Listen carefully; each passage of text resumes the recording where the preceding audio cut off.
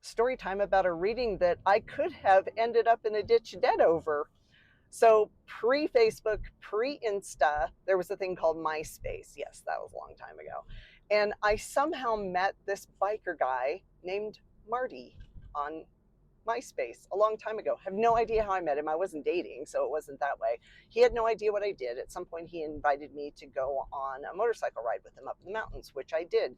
Stupid me. Didn't tell anybody where I was going or who I was going with. This pre GPS on our phones.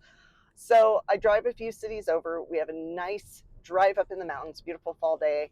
And we pull over so that he can have a cigarette. Now, I want you to picture this big tattooed biker guy, super nice, but very physically intimidating to look at, right? So we're pulled over. He's got a cigarette. I'm sitting on the ground, and I suddenly realize that he has a dead daughter who really wants to talk to him. And now I'm faced with a dilemma. Do I tell this perfect stranger who is literally my ride home, hours away from where I live, and risk being left there or disappeared, possibly? Or do I just try to ignore her? And she's so insistent and she's so sweet. So I take the plunge and say, "Did you happen to lose a daughter?" And he's kind of shocked and he gets this guarded look on his face and says, "Yeah." And I said, "Well, this is going to sound crazy," because that's how I start most of my conversations. "This is going to sound crazy, and I hope I'm not overstepping, but..." And then I talked to him for the next 10 or 15 minutes.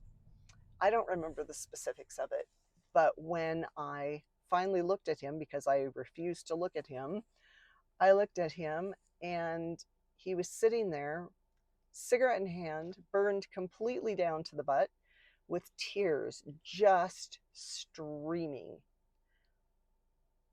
And over the rest of our day, I learned that he had had a teenage daughter who had died a few years before, when he had been out drinking one night with some friends, and she had called him for a ride home.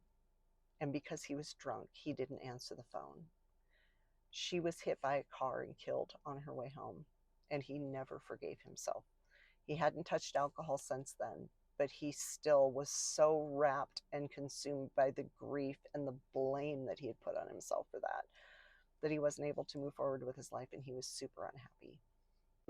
We stayed friends, but it was one of those weird situations where the guides lined everything up so that someone could get the message that they needed from their daughter. So I really hope that he was able to find a way to move forward and heal.